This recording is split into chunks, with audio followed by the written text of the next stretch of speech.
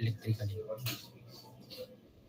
And it is defined by The magnitude of the mutually induced EMF in the secondary coil. So ito na yun, gaano ba kalaki, gaano kalakas yung induced EMF doon sa secondary coil para nagkaroon pa ng changes kay primary coil. So E2 is equal to negative MDI over dt. So yung M dito, it is yung coefficient of mutual inductance. So kung meron kang pagbabago, meron kang flux, positive flux kay primary coil, meron kang negative flux kay secondary coil. So nagkakaroon po ng pagbabago, merong yung M na yun, yung inductance na yun, it controls how strongly the coils interact. So kung gaano ba kalakas yung interaction ng primary and secondary coil. So faster current changes, pagbilis ng pagbabago ng ating current dito, yung di over dt natin, paglaki ng induced EMF. Okay? As meron po tayo dito, negative sign is sa mathematically symbol lang na ibig sabihin na nag-oppose yung ating EMF. So anytime something changes, so pag may nagbabago, so sabi ni Lenz law, bawal daw. So ino-oppose niya, kaya meron negative sign dyan. So yung di over dt, mukhang nakakalito, di pero yan lang, yung sabihin lang po niya, rate of change of current. So di over dt, change of current over therefore, ang ating mu times mu r is equal to next, mutual inductance. So it is the property of two coils together, not individually. So it is how much flux from coil 1 actually links coil to So mutual inductance is the physical property of a pair of coils that determines how much voltage will be generated for a given rate of change of current. So it is a measure of the magnetic coupling between two distinct circuits. So mutual inductance na yun, ito na yung epekto, yung change mo kay primary coil and yung change, naging effect ng change kay secondary coil.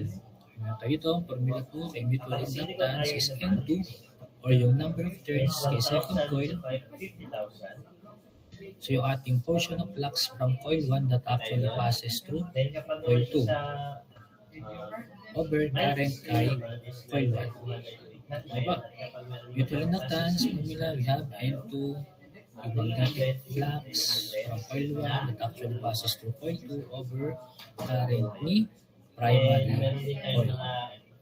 For example, yung may nahanap mo sa exam na hanggang given material, na-indicate naman in terms of physical geometry naman, itsura ng solenoid, pagkakagawa ni construction ni solenoid, for two long solenoids wound on the same core, meron pa yung formula ng mutual inductance. So ano nga ba si permeability by the way? Ano ba yung ating ibig sabihin na permeability? Bakit tayo permeability? N1, N2, area over L. So ito naman, nakadepende siya sa physical form ni solenoid natin. So to increase the mutual inductance, para palakasin natin yung mutual inductance ng isang transformer, kapag i-design natin ng transformer, pwede natin pataasan yung number of turns. Maalin, kahit yung primary o secondary, or both, pag tinasan nyo yun, tataas na yung mutual inductance natin. Use high permeability cores kasi meron din tayong μr. So pipili kayo ng magandang material na merong mataas na permeability para tumaas yung inyong mutual inductance. Also, pwede nyo rin silang mas malaking area. Mas malaking area mo, lalaki yung mutual inductance mo. Or, iksian mo yung kanilang distance. Yung L natin dito, distance nung magnetic path in meter. So, paglaki nito, pagliit yung mutual inductance. So, kung liliitin mo yung distance nila, lalaki yung mutual inductance mo. So, kaya pag nag-design ng transformer, so meron specific distance lang si primary coil and secondary coil para ma-achieve yung target ng mutual inductance. They are magnetizing force Coefficient of coupling. Ano naman yung coefficient of coupling? Basically po, coefficient of coupling is the efficiency ng magnetic flux from coil 1 to coil 2. Kasi po, in reality, not all flux makes it to the secondary coil. So, from primary coil, pupunta ka secondary coil, hindi po sila lahat makakadaan. So, yung iba, nagli-leaks na lang, umaalis na lang sa air, sa medium. Wala siyang, hindi niya pinupuntahan yung secondary coil. Some flux leaks into the air. So the efficiency of this transfer is measured by the coefficient of divided by coupling. So ang value po ng coefficient of coupling K, yung K na to is either greater than or equal to 0 at less than or equal to 1. So kung 0 po yung ating coefficient of coupling, sobrang pangit yung gumawa ng transformer. Pangit ng pagkakadesign nyo ng transformer. Sobrang layo ng kanilang coil, yung secondary and primary coil, na wala nang umaabot ng magnetic flux kay secondary coil from primary coil. So pag 1 naman, perfect yung ating, yung tinatawag pag yung inyong, pag 1 ang inyong coefficient of coupling, pero pag tinatawag na perfect coupling or ideal transformer.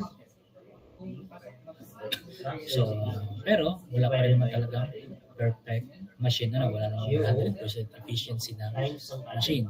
So basically, itong coefficient of coupling ito is efficiency ng transformer. So coefficient ng coupling ng primary and secondary coil. So we have the formula, coefficient of coupling as yung ating mutual inductance over L1 times L2. So self-inductances ng dalawang inductor, yung M mutual inductance na meron na kayong formula kanina. So inductance in series and parallel. Ano naman? Pag merong inductor na connected in series. Now we wire coils together. So same current flows, but magnetically things can either help or fight. So ano yun? Datahan natin mamaya. So consider two coils magnetically coupled having self-inductance of L1 and L2 respectively. So the two coils in an electrical circuit may be connected in different ways, so giving different values of resultant inductance as given below. So same sa electrical circuit, again, tayo ay naka-magnetic circuit na So same kay electrical circuit, so pwede mong i-connect ang inyong resistor, either series or parallel, depende dun sa target total resistance mo. So same dito, inductances, kung meron kang target value ng inductance, wala kang actual value ng inductor na yun, pwede kang mag-series or mag-parallel. Ito, we have inductor here, connected in series sa isa pang inductor. Dito naman, itong ating inductor na to, connected siya in parallel. Yan, mag-block, naging bulak. So, ano makuha natin sagot? So, meron tayo series and parallel in inductance. So, may epekto yan sa magiging total inductance. So, inductance in series. So, inductors are connected end-to-end or in series, the same current flows through both of them. So the total inductance depends on whether their magnetic fields aid or oppose. So yung formula dito nakadepende kung sa problem yung magnetic fields daw is nakatulong ba, nag-aid, dumagdag lalo ng total inductance or oppose, kasi nabawasan pa yung total inductance. So yung series aiding, ito yung series aiding na inductance if the coils are wound or connected such that their magnetic fluxes are in the same direction. The mutual inductance adds to the self-inductances. So again, tandaan nyo, kung meron kang inductor, or baka most likely sana rin yung susunod. so meron tong value, meron tong value ng inductance, L1, meron tong value ng Nakuha nyo na rin inductance. ng nakuha. So yung magnetic field dito, nagkakaroon ka ng Next naman tayo. mutual inductance. Next So, naman tayo. epekto rin itong kanilang mutual inductance sa total inductance. Ito yung formula for total inductance if the inductance is in series aiding. So, ayun, Next plus tayo, ang 2M. artery of mean diameter. So, how about pag 10 cm. yung inyong So, since conductor siya ay is ring, series ano ba, opposing? depende siya. So, if the coils are wound or connected such that their magnetic fluxes are in opposite direction, the mutual inductance subtracts from the self-inductance. So, dito naman, makaka-epekto yung kanilang mutual inductance, pero imbis na makatulong, makadagdag dun sa total inductance, 2,000 turns. nakakabawas pa siya. Lagyan kayo dito, minus 2M. 2,000 turns. No mutual inductance, inductance if the coils are far apart or shielded so that M mutual inductance nila is in 0. Meron kang dalawang inductor connected in series. Kaso, sobrang layo nila sa isa't isa. So, magnetic flux dito, hindi nakaka-epekto sa isa't isa. Masyadong malayo, hindi, wala kang produce na mutual inductance. So, M is equal to 0, kaya yung formula lang nila dito is LT, total inductance is equal to L1 plus L2 and so on. So, tatandaan nyo sa electrical circuits, ito yung formula ng total resistance. Pinag-add lang. Kahit sila ay magkakalapit, walang nababago, ito lang ang formula kasi yung resistance ng isang resistor is hindi naman nakaka-apekto sa resistance ng another resistor. Again, electric circuit, yung resistor, kahit sila ay magkakatabi, hindi naman nakaka-apekto yung resistance ng isa dun sa others. While kay electromagnetic induction, meron kang inductor, inductances, yung inductance ng isa is pwedeng maka-apekto kung magkadikit sila ng dalawa. Yung total inductance, meron ibang formula, either plus 2M or minus 2M. So, inductances in parallel, so parang same lang kay electrical circuit, parang same lang kay resistance. So, yung formula, parallel inductances, so same lang din naman kay resistor. Yung 1 over LT is equal to 1 over L1, kung natatandaan nyo pa, 1 over L2 plus 1 over Ln. So, Paano natin makuha yung ating H? So, yun yung total inductance pag connected in parallel. Ay equal siya sa ating Ni divided by N na. Tama? Ito yung formula natin kanina. So, with mutual induction naman, so ito naman, so yung kanina, itong formula to, masyadong magkalayo. Yung inductor na connected. So, walang epekto yung inductance ng isa sa isa, kaya wala kayong mutual induction. Pero dito, with mutual induction, if the coils are magnetically coupled, the formula becomes more complex. So, for two coils in parallel aiding, we have the total inductance pi d daw. So, pero time pi d, so meron tayo dito. L1, L2 Multiply tayo yung minus M squared, yung mutual inductance niya, over L1 plus L2 minus Tama ba yun? 2M. So, ito ay aiding. Pag opposing naman, pinipigilan, total inductance, L1, L2 minus M squared over L1, L2 plus 2M. So, madali. Ang inductance in series. Kakaunti ang kakabisduhin. Dito, meron mutual induction, inductance in parallel. Medyo nakakalto na So, tatandaan nyo lang na pag parallel, kabaliktaran siya ng in series. Kaya yung formula dito, ito, naka-reciprocal na, nakabaliktad. Dito naman, pag sinabi sa problem, parallel aiding, minus 2M ito. Yun yung pagbabago nila sa formula. Parallel opposing, positive naman. Times Ito ano? 10 natin. Okay po. Times 10 raised to negative 2. Then, ano pa ang mga resibo? Tayo muna. May sulat kasi. Binuro ito kanina eh. Meron ulit. So, problem solving ulit tayo. And kulang tayo. Burahin ko lang yung mga 2,000 times 0.25 divided by 5 times 10 raised to 10 times 10 raised to negative 2.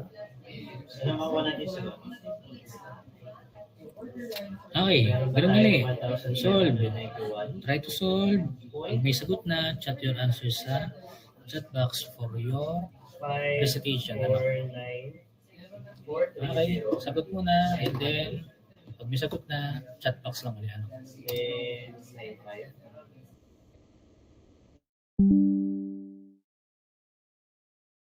Ang bilis naman nun.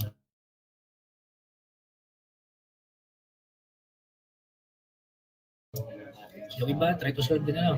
So pag pareho, Parang reach natin sa sa chat box, so kung may ibang nakuha, 1,509. ganyan din ano. Tignan natin kung ano yung 4. tama.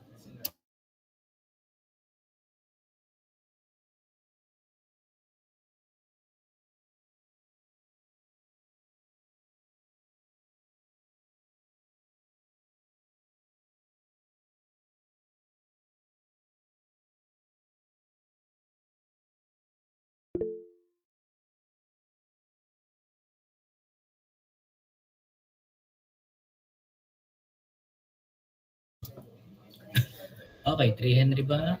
Meron tayong Check natin. flux density divided by natin UO times H. Galing siya sa formula natin na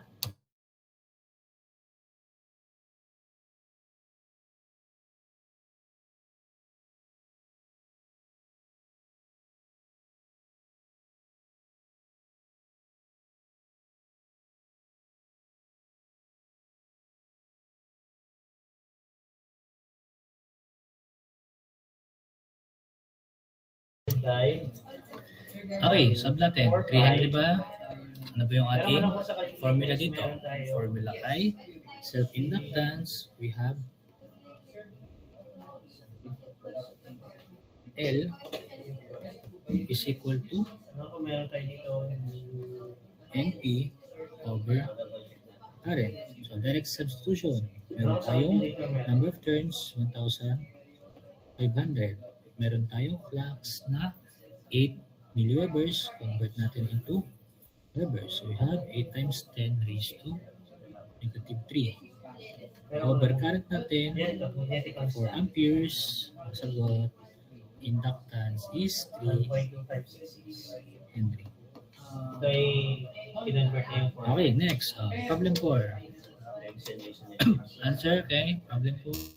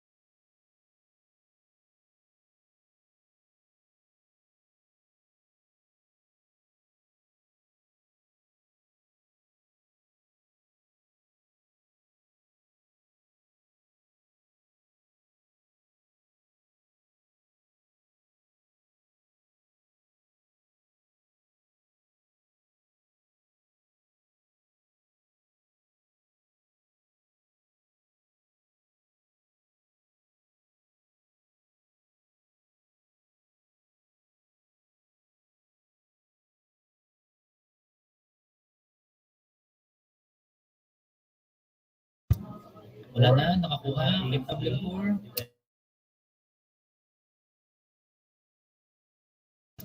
Direct sub lang yan, number 4. So, pero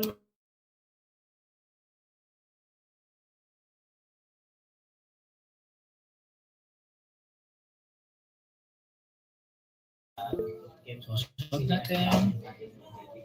We have the formula.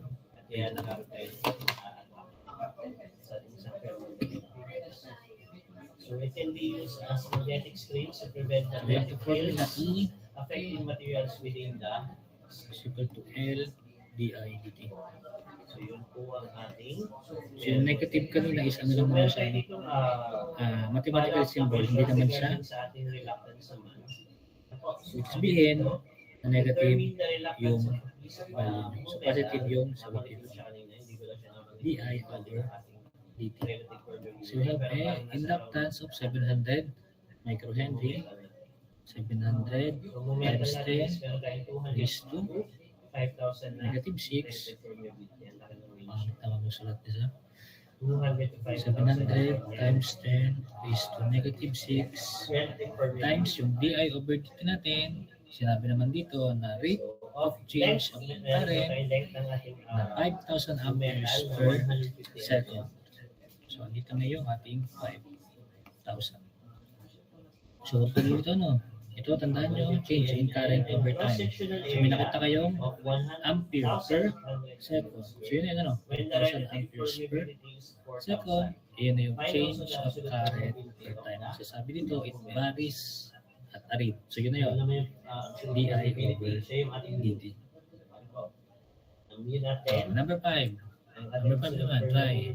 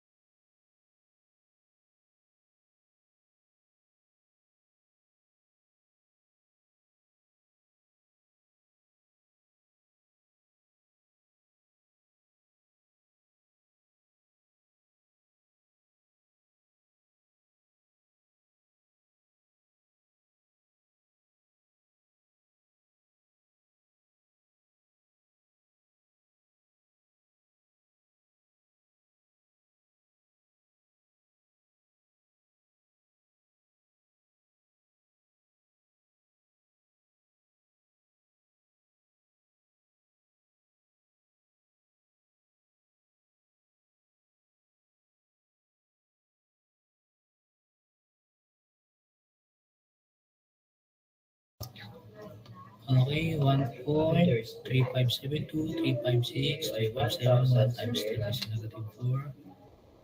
Check natin. Multiply by 1 meter squared. So here, cord solenoid has 300 turns. Its length is 25 centimeters and its cross section is 3 centimeters square. Calculate the self-inductance in Henry. So formula natin, self-inductance na yan ng mga given. S natin is Meron tayong L or yung ating equal to reluctance, mu O, mu R, times 10 raised to negative 3 n squared A over divided by 4 pi length. So you have the mu O, constant naman sa calcu. raised to negative 7 Mu R, sabi po dito, air core. Yung core nyo is air. Ang relative permeability po ng air, dapat yung tandaan, is 1. divided by 1,000. N squared, 300 turns. So, ano makuha natin sa ba? And area natin, 3 cm square. So yung area na yun, 150 pala to, sorry, 150 3 times 10 negative.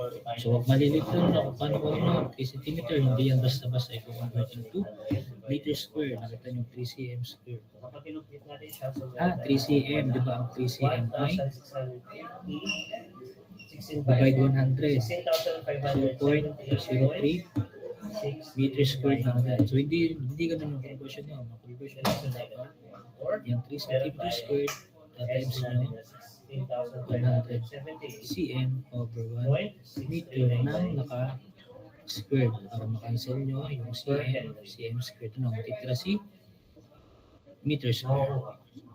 So yun pala is 3 over 100 square. Hindi lang siya basta multiply nyo sa So next naman 100 tayo. para maging meter square. Hinahanap din daw natin yung Huwag nyo kakalimutan yan. absolute Kaya permeability yun yung ng moment. value dito. Meron tayong mu. 3 times 10 raised to negative 4, hindi lang siya basta-basta magiging 0.00. Wherein meron tayong mu Over length, or ang length daw dito is 25 cm. So over 0.25. At yun siya yung ating mu. So length natin, Kaya pwede yung formula natin dito is L 26 divided times by mu times 10 3. raised to Kung meron tayong given negative 4 Henry. So ano yun na pala? Meron na pala yung inyong prelims. Gawa ng prelims nyo. Ang prelims po is 100 items. is to negative 7. 30 points multiple choice pero 15 items lang. So 2 points each yung multiple choice. Kaya pakibasa na po. Chapter 1, 2, 3 uploaded naman. Pakibasa yung concept. More on concept yun. May pailan-ilang problem solving na multiple choice pero direct sum lang. Pero yun, pakibasa na yung concept. Kaintindi ano. Sayang din yun. 30 points. Yung 30 points na yun, yung malaking bagay na yun. Ano. 0 to 6. So, dapat nga, ma-perfect nyo na yung 30 points na yun para hatak agad yung grades. Tapos, problem solving, 70 points. So, 6 po na problems na 10 points each. Tapos yung panguli, is ano lang siya, Times 10 raised to filling the blanks negative lang na 3. table. Ano yung parameters, ito yung parameters, ano yung symbol, ano yung unit na parameters na ano. So, madali lang. Kaya nyo. 5.0265 millihenry.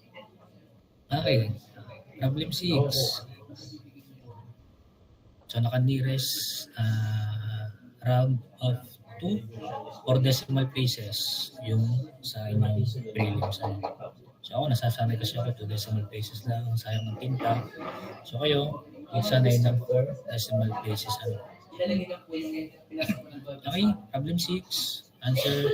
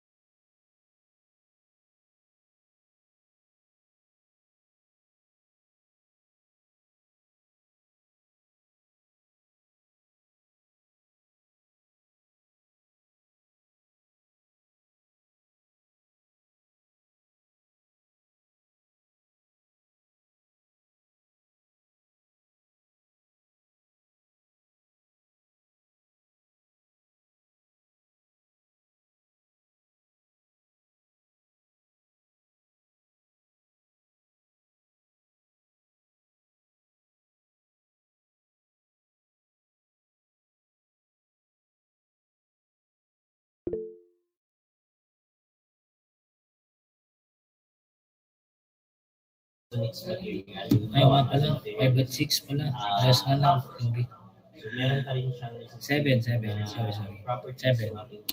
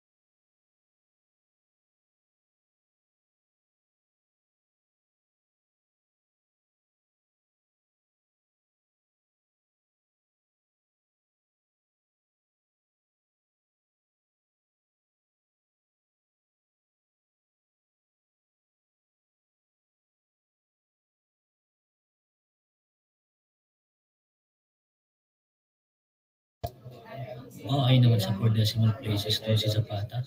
Nasa direction nga naman kay 4 decimal places, ng .0000. Pag ganyan naman pag buong whole number yung lumabas, huwag na kayong maglagay ng tapos na tayo sa ating discussion. .0000. So, okay na lang, sir. So, okay na yun sa akin. Yung isang constant buong number. Huwag naman siya, huwag maglagay ng decimal places. Sayang lang ating tanong ballpen. Ganun din naman yun. So we have 295 volts. Ngayon naman, papasok naman tayo sa ating Solve natin. electromagnet. So, bago tayo pumasok natin sa electromagnetism, so let's have a quick break muna for about 5 minutes. Then let's go. Okay, nahanap si electromotive force, may conductor na binigay, may velocity, merong flux density. Alam mo na, basic formula. EMF is B LV sin theta. We have magnetic flux density of 1 Tesla. Length ng conductor 50 cm, convert into meters 0.5. Velocity 590 meters per second. Moving perpendicular. Perpendicular po is 90 degree. So we have sine 90. Okay? Find the electromotive force. Meron pang conductor of length 50 cm. Moving perpendicular at a velocity of 590 meters per second to a region of flux density 1 Tesla. So, induced EMF po is 295 volts. Okay po. Okay, next. Ay, may sagot. Muna, burahin ko lang. Bumabalik eh. Meron ko na yung kanina eh.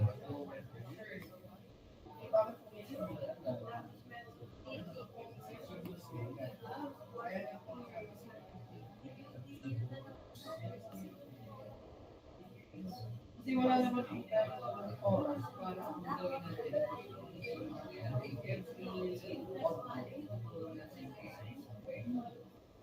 Okay. Problem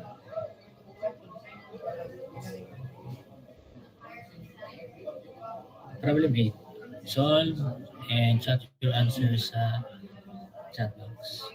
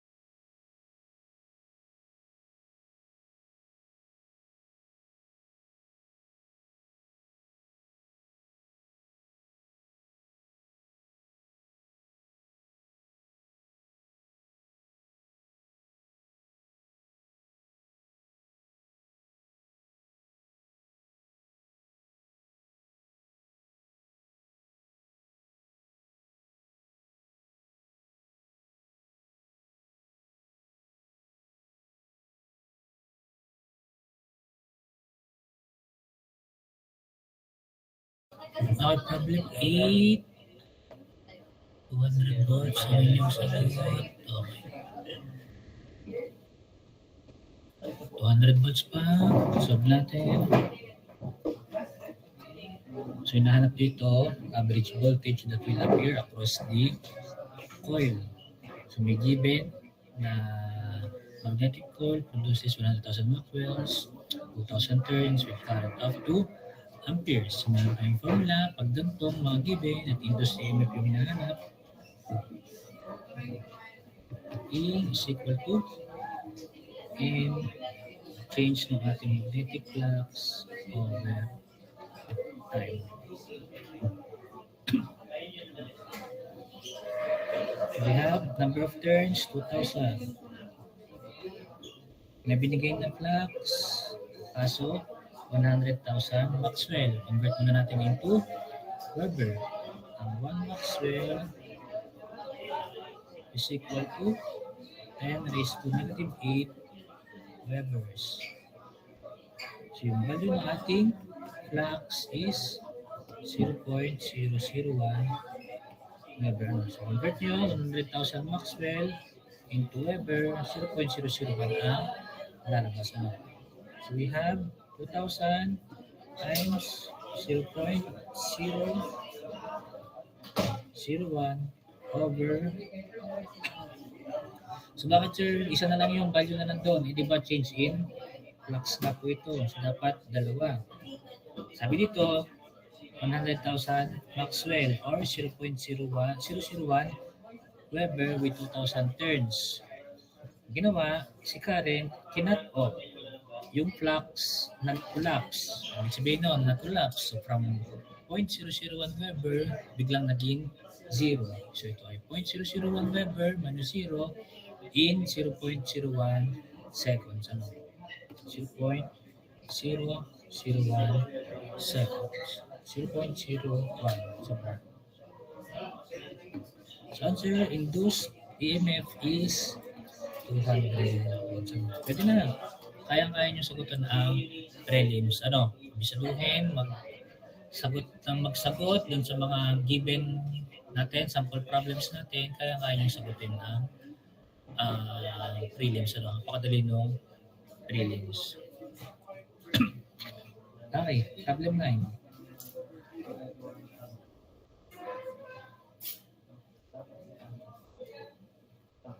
Ito, problem 9, direct substitution lang. Tingin lang kung tanda ang formula, mutual inductance.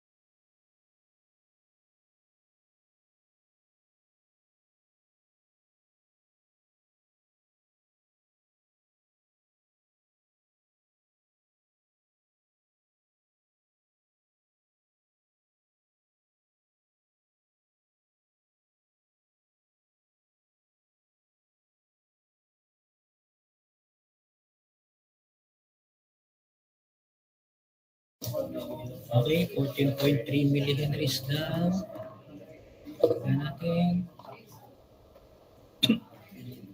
So we have the formula, mutual inductance, coefficient of coupling, yung K natin, square root of L1, L2.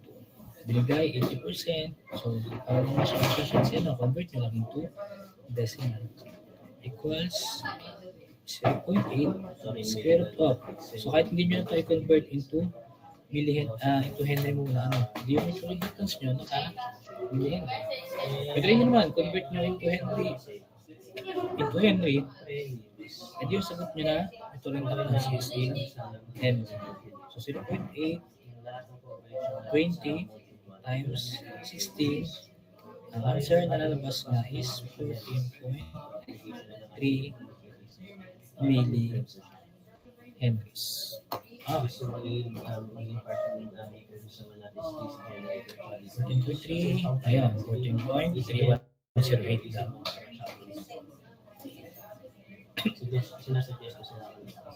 Problem 10. Ito, bilis lang to. Dala na natin ng bilis. So, nanap, a current of 2 amperes through a coil sets up flux linkages of 4 Weber turns. What is the inductance of the coil? So dito, formula natin dito, yung ating inductance is equal to number of turns times flux over current. So, ang binigay po ditong given is flux linkages na agad. Pag flux linkages na po, magkasama na yun for Weber turns. Pansin nyo naman bigyan nyo na lagi ang unit. Pag may nakalimutan, Hindi ay isasama natin. unit Kasi kaya- analysis. Unit analysis, nakita nyo, Weber turns. Teka, may ganun pang unit. Ito na yun, di ba? Weber turns. Yung flux is Weber, yung number of turns is turns. Malamang, number of turns na yun. So, meron kayo dito 4 over yung current ko na 2 amperes equals to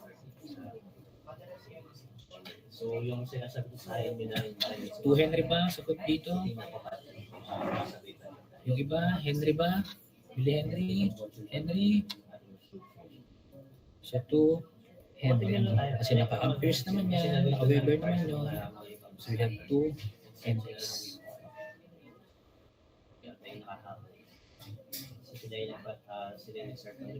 Okay, torque on a flat coil in a uniform magnetic field.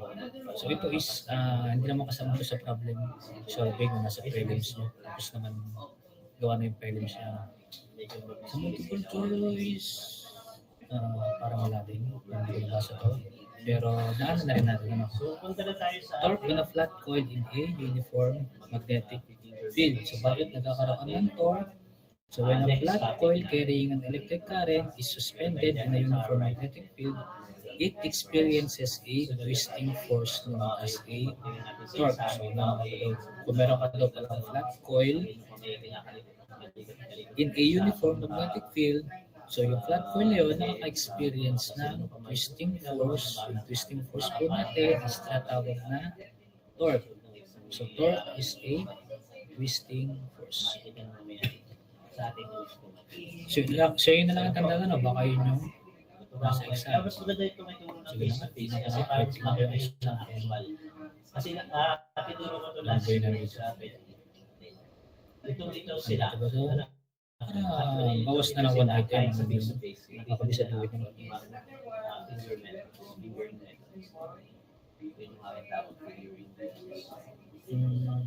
Kasi meron tayo sa left at sa right. May ibang method yun. May specific din na hinahanap. Wala yung to. Sa left at sa right. So madali lang to. Kung nakinig lang kayo ng discussion, sa multiple choice, halos yun na masasagutan nyo na lahat. Ano? So yun, pakibasa na lang ulit. Daanan nyo na lang ulit yung ating So sabi natin sa ating discussion chapters. Upload din naman na 1, 2, 3. Ano ba yun nandito? relation ng ating So hinahanap lang, find the magnetizing force at the center of the sphere and the center of the circle. So yun, sabihin nyo yun, yung formula nun. Magnetizing force pag merong sphere and then meron daw circle. Find the magnitude of the induced EMF. Calculate the inductance of the coil. Average EMF. Dali lang mo. Wala siyang Average EMF. Change of flux link. So yung ating mga ganitong series na Calculate the equivalent inductance of the combination. kasi meron tayo sa pwede ko ni Karen dito. Calculate mutual inductance of the coefficient. Napakadali. Madali na po yun nyo, no? So taasan nyo na to para chill na kayo ng midterms at finals. Ay napadaanan natin. So again, 70 points ito, 100 points, 30 points, multiple choice, so 15 items yun, 2 points each. Tapos 6 na problem solvings, 10 points each. Tapos yung isa, ano lang to, fill in the table. Ano? So hinahanap lang yung symbol and unit. Kaya nyo na to. So itong torque on a flat coil, hindi kasama, pero daanan na natin ng mabilis yan. So basically, sabi lang dito, ang flat coil carrying an electric current suspended daw in a uniform magnetic field, it experiences a twisting force. So twisting force na yun, tinatawag na torque.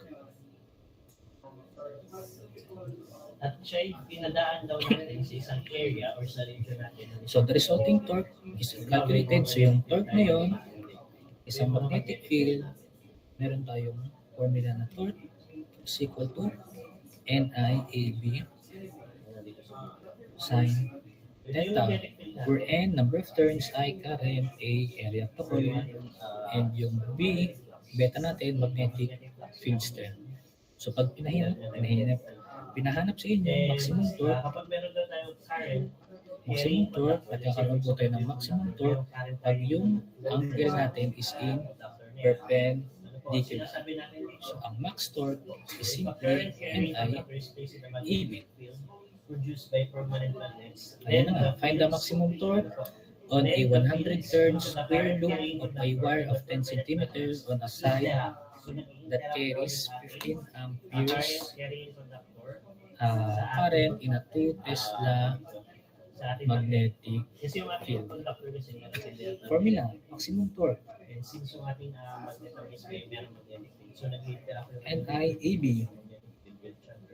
Number of and turns, cause a force to be excited 100. on the Current, 15 so amperes. nagkakaroon daw tayo ng Ang area, ano bang sabi dito? Ito ay 10 cm on a side. So, convert muna natin yan into meters. We have 0.1 times 0.1. Kasi nga, side lang po yun. Ano, hinahanap natin area. So, So, una, 0.1 times 0.1 depende siya sa is flux density na 0.0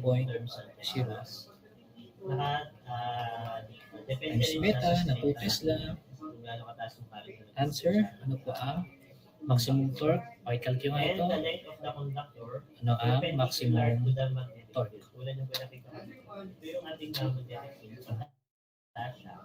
And yung ating current na flow is pakanan siya. Calculate, maximum torque Ito yung current natin. Ito yung magnetic is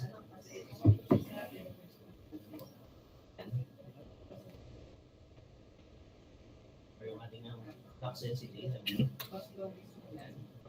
So meron tayo yung mag-perform na right triangle.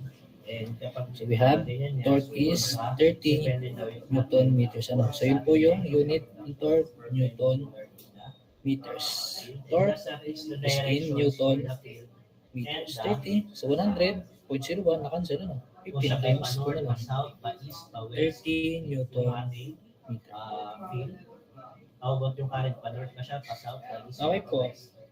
So, Question so far? Nagkakaroon niya tayo ng So mixin lang ang chapter 3. Natapos natin yung buong chapter 3 in just 2 hours. Ano?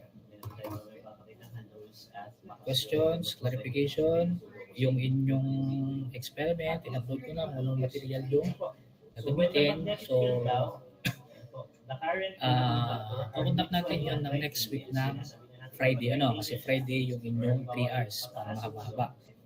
Kasi baka mabitin sa Monday. So, Monday natin is, ano lang tayo, practice lang. Practice solving, recitation, para masanay for prelims. Ano?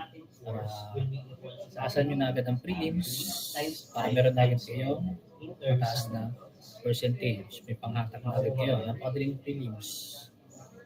Kayang-kaya nyo. Question? So yung pag hindi pa nakakabili ng magnets, ang bilhin yung magnets is yung merong north and south na indication, ano, para ano, may reference tayo, makikita na natin na dito yung north, dito yung south, makikita natin yung direction. Kung ang nabili yung magnet, nakabili na, excited, nakabili na, walang north and south, wala namang problema yun, ano. Para lang at least meron tayong variance, ano, na makita natin lahat. And then, yung battery, double check nyo na, dalawa yun. Magnetism at electromagnetic induction yung gagawin natin laboratory. So for electromagnetic induction naman, yung battery is kayong bahala kung anong size ng battery. Para at least yun nga, meron ulit tayong variance, kita natin yung pwede kayo sumilip sa ibang grupo. Ano ba ang itsura ng inyo? Para lang meron tayong reference and variance na pwede nating tignan. Ano? So kayo na bahala. Ganong size ng battery ang gagamitin nyo. And then yung flat surface, edi ano na lang. Illustration board, kahit gamit na, hindi naman kailangan bagong illustration board. So check nyo na lang yung iba pang needed materials. Question so far? Question so far? May question? So the flux density is Question.